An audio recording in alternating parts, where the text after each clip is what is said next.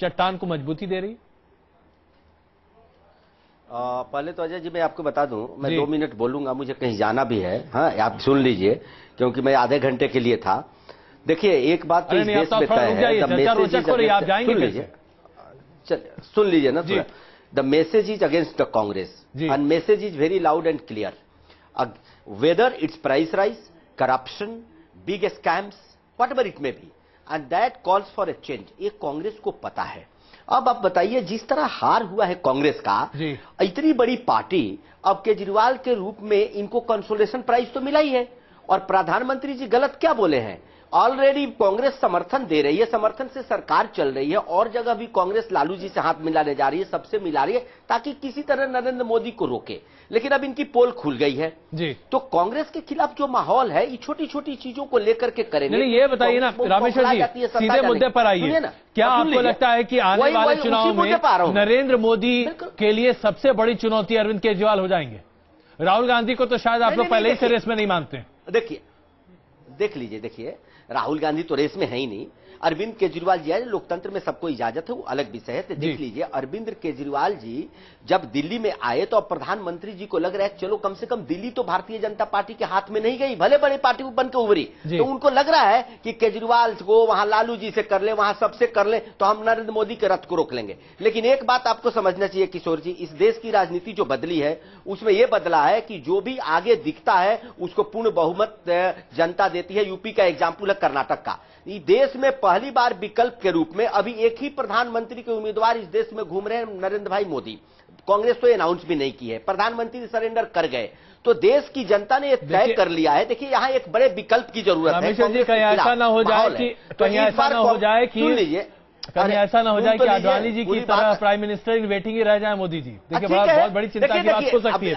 माफ कीजिएगा, मुझे आपको 1 सेकंड रोकना पड़ेगा। उर्मिला जी की एक छोटी टिप्पणी सुन लीजिए, क्योंकि आपको उर्मिला जी की बातों से कुछ और कहने का मौका मिल जाएगा। उर्मिला जी, देखिए, मैं अजय जी ये कहूंगा, मुझे चौरसिया जी माफ करेंगे, थोड़ा सा उनके लिए शायद ये अच्छा रहेगा अपनी बात कहने के लिए। मुझे ऐसा लगता है कि भारतीय जनता पार्टी के लिए एक बड़ी रुकावट बनते जा रहे हैं अरविंद केजरीवाल और उनकी पार्टी, क्योंकि जो अर्बन सेंटर्स हैं देश के, लोग कहते हैं 100 से ज्यादा सीटें ऐसी हैं, लेकिन मैं कहता हूं कि कम से कम 64-65 सीटें मैंने आइडेंटिफाई की हैं जर्नलिस्ट के रूप में, जहां भारतीय जनता पार्टी कांग्रेस को शिकस्त देने की स्थिति में नजर आ रही थी।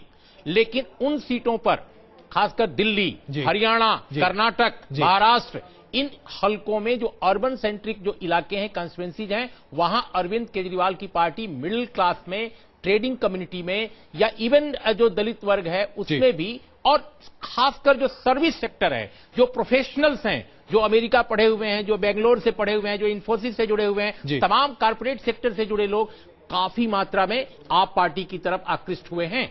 तो ये एक बड़ा खतरा नजर आ रहा है, पहली बात। दूसरी बात कि मनमोहन सिंह ने जब ये बात की है तो एक बड़े गेम प्लान का उसमें संकेत मिलता है। आप ये बताइए, चुनाव होने वाला है चौरसिया जी, इस चुनाव में कई पार्टियां यूपीए की समर्थक और उसकी पार्ट होंगी कांग्रेस के अलावा, जिनके पास 20, 15 और 30 सीटें होंगी। अगर कल्पना कीजिए अरविंद केजरीवाल को 15 सीटें ही मिल जाती हैं, मैं एक काल्पनिक बात कर रहा हूं, क्या वो प्लेयर नहीं बन सकते? क्या अगर 20 सीट पाने वाले, 15 सीट पाने वाले यूपीए के समर्थक 6-6 दल अपने अपने प्रधानमंत्री लेकर सजा सकते हैं, तो व्हाई नॉट फ्रॉम आप पार्टी? हो सकता है कांग्रेस के दिमाग में कोई गेम प्लान हो कि मोदी को रोकने के लिए अगर कांग्रेस से बाहर का प्रधानमंत्री भी चुनना पड़े तो एक साफ सुथरे आदमी को आगे किया जाए। रामेश्वर जी, एक छोटी टिप्पणी आपकी, क्योंकि इसके बाद चर्चा और जरा आगे बढ़ानी, बहुत छोटी टिप्पणी। बस जी, एकदम।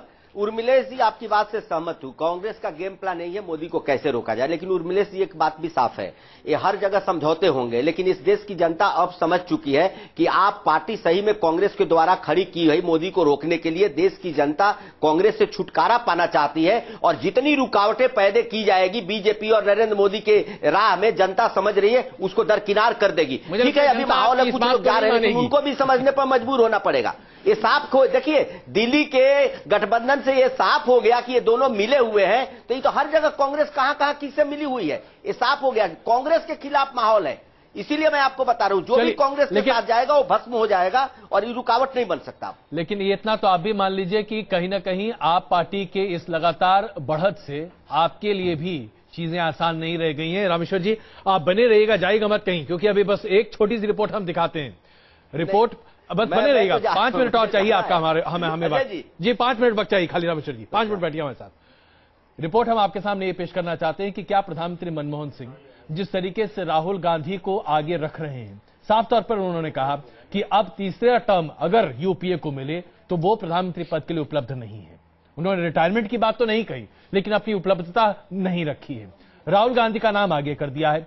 17 तारीख को कांग्रेस की एक बैठक होने वाली है जिसमें हो सकता है कि राहुल गांधी को प्रधानमंत्री पद के उम्मीदवार के तौर पर घोषित कर दिया जाए। तो क्या प्रधानमंत्री के इस बयान को इस नजरिए से देखा जाए कि prime minister in waiting BJP के लिए एक prime minister in waiting Congress भी होगा? देखिए रिपोर्ट। वक्त बदला, तारीखें बदली, लेकिन नहीं बदला तो गांधी परिवार के चश्मो चिराग राहुल गांधी के बारे में पीएम मनमोहन सिंह का नजरिया। दुनिया राहुल गांधी की लाख आलोचना करती रहे, लेकिन पीएम का भरोसा राहुल पर 100% पक्का है। इसकी एक और बानगी उस समय देखने को मिली जब प्रेस कॉन्फ्रेंस में उनसे राहुल को लेकर तीखे सवाल किए गए। आपने चूंकि Rahul Gandhi has outstanding credentials to be nominated as the presidential candidate, and I hope our party will take that decision at an appropriate time. Rahul Gandhi के अंदर पीएम की काबिलियत मनमोहन काफी पहले से देखते आए हैं। इस्तीफे की अटकलों के बीच इन्होंने ये भी साबित कर दिया कि वो ना तो बीच में पद छोड़ रहे हैं और ना ही तीसरी बार पीएम बनने की उनकी कोई मंशा है। I have indicated in my opening remarks that I am not going to be a candidate for the prime ministership if the UPA were to come back into power. सवाल उठते रहे हैं कि मनमोहन सिंह सरकार के फैसले 10 जनपद से लिए जाते हैं, लेकिन लोग उस वक्त दंग रह गए जब पीएम ने बहुत साफ गोई से अपनी कमजोरी को ही अपनी ताकत बता डाला। जहां तक बोलने का सवाल है, जब भी जरूरत पड़ी है पार्टी फोरम में मैं जरूर बोलता रहा हूं और आगे भी बोलता रहूंगा। 2014 के आम चुनाव में राहुल गांधी पीएम उम्मीदवार बनते हैं या नहीं, ये तो कांग्रेस को तय करना है, लेकिन पीएम मनमोहन सिंह ने अपनी पसंद जाहिर कर दी है। बस हिचक इस बात की है कि अगर राहुल का इक्का भी चुनावी समर में जीत नहीं दिला सका तो फिर कांग्रेस का क्या होगा। Team news nation. तो रामेश्वर जी, इससे पहले कि आप हमसे विदा लें, क्या आपको लगता है कि अब मुकाबला नरेंद्र मोदी बनाम राहुल गांधी रहेगा या दरअसल ये त्रिकोणीय मुकाबला हो जाएगा? नरेंद्र मोदी, राहुल गांधी, अरविंद केजरीवाल। अजय जी, प्रधानमंत्री जी ने बोला गलत नहीं है। आप माने या नहीं माने, उर्मिलेश जी बैठे हैं। कांग्रेस के स्वाभाविक नेता तो उस परिवार का ही होगा, भले प्रधानमंत्री हो गए, लेकिन देख लिए हाव भाव वही राहुल गांधी ही होंगे। ये इंडिकेशन कांग्रेस ने दे भी दिया है, अध्यक्षा ने घोषणा भी की है। लेकिन सवाल इसका नहीं कौन होगा, वो तो होंगे, लेकिन देखिए एक फैमिली के इर्द गिर्द ये पार्टी चलती है, लेकिन इसको ये समझना पड़ेगा कि इस पार्टी के और लोगों में भी मेरिट है जी। मेरिट को दरके अब इंदिरा गांधी से, जवाहरलाल नेहरू से राहुल गांधी की तुलना अभी नहीं की जा सकती। 10 साल लोग देश चुके, सांसद रह के प्रदेशों में गए भी, तो उनमें वो करिश्माई व्यक्तित्व नहीं है उनका, और न उनकी वैसी सोच है, न किसी चीज पर सोच है। तो राहुल गांधी को लेकर आप लोग बहुत ही दिखाया है। राहुल गांधी को आप लोग दरअसल मैं दूसरी चीज, लेकिन स्वाभाविक उनके नेता है, तो ये तो उनका अंदर का मामला, हम कुछ कर भी नहीं सकते, ये तो इंटरनल मामला है। हम अपना नेता चुनते हैं। तो खाली इतना बता दीजिए ना, त्रिकोणीय मुकाबला की आप लोग के बीच में ही रहेगा? देखिए त्रिकोणीय का मामला नहीं हुआ ना। एक अभी आपने दर्शक का सुना, कांग्रेस का हाथ आम आदमी के साथ, ये आपने देखा आम आदमी पार्टी। तो मैंने बोला यहाँ आम आदमी से करेंगे, वहीं लालू जी से करेंगे, तो हर जगह होता है। हमारे भी गठबंधन साउथ में हो रहे हैं जी, ये तो चलते रहता है। जी बस एक सेकंड, हमारे साथ शेष नारायण सिंह जी भी जुड़ चुके हैं। शेष नारायण जी, जिस तरीके से आप पार्टी के लिए कर काफी नर्म रुख इख्तियार किया प्रधानमंत्री मनमोहन सिंह ने, नरेंद्र मोदी पर काफी तीखी टिप्पणी, और राहुल गांधी को प्रधानमंत्री पद के उम्मीदवार के तौर पर घोषित नहीं किया गया, लेकिन अघोषित तौर पर वो बात सामने आती दिखाई दे रही है। आपकी क्या राय है? मुकाबला त्रिकोणीय होता दिखाई दे रहा है 2014 का लोकसभा?